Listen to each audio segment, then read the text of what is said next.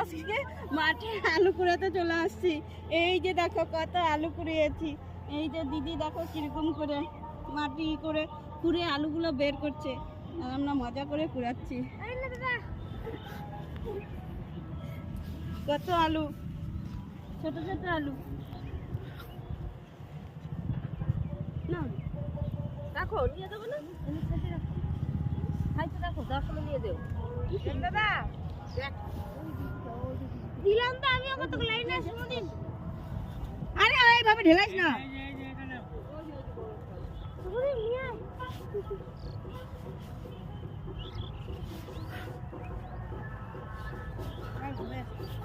দাদা আজকে বাড়িতে সবজি টেনশন নাই, আমাদের করে না